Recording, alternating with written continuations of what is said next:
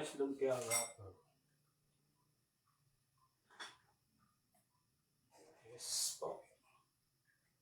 Ganito lang po kasimple ang paggawa ng rice lumpia wrapper.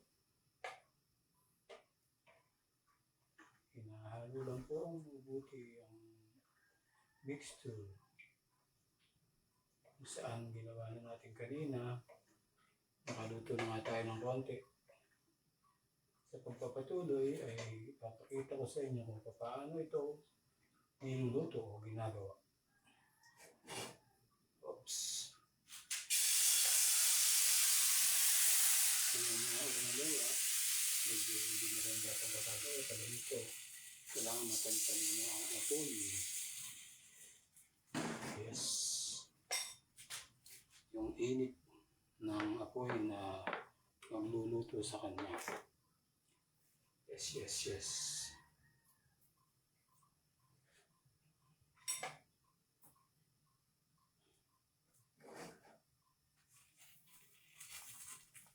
Oops.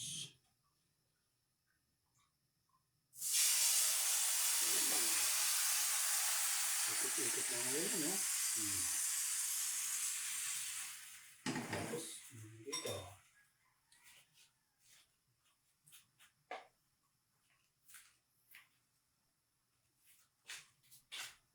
Ilang segundo lang, ito na.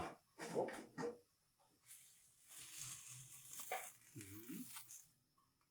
Ganun lang siya kasimple.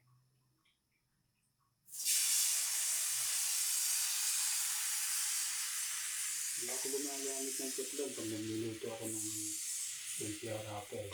Kasi mas madali ito eh. Mas magaan. Yung maliit kong kawali.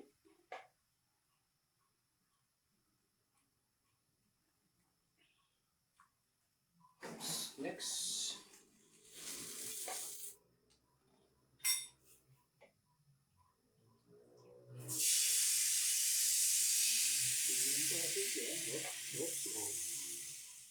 Ikot-ikot lang ganyan, no? Hanggang sa mabuo. Oops. Ito, nag-run itong mabuti, eh.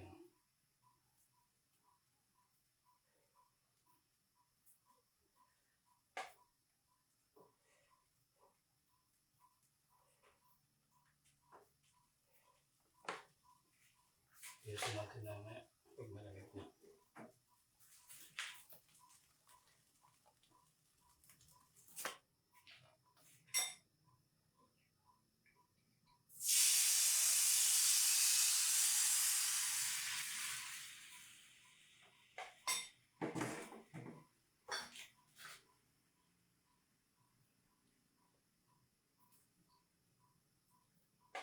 Naghugas naman po ako ng kamay.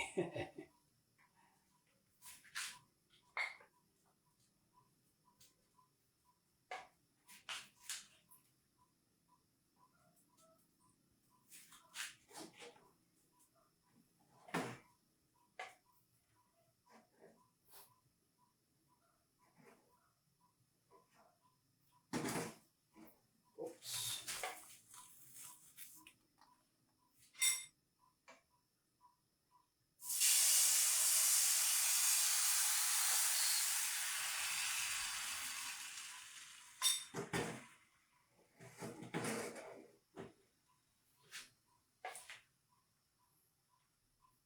Yan po, yung mga luto na.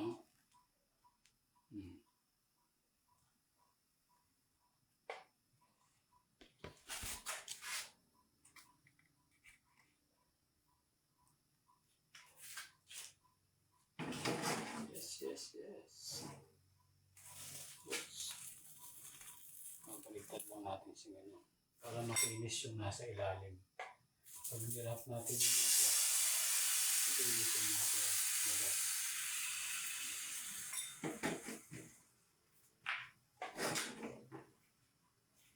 Titibay po yung wrapper na yan pag lumamig na siya o lalo kung nalagay siya sa malamig na lugar.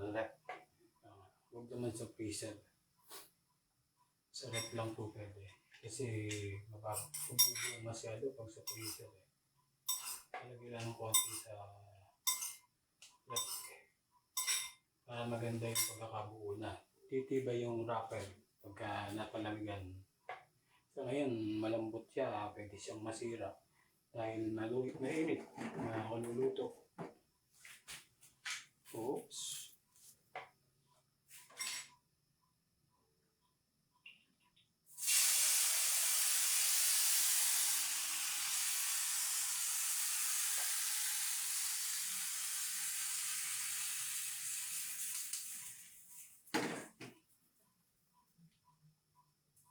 Okay po, bye-bye.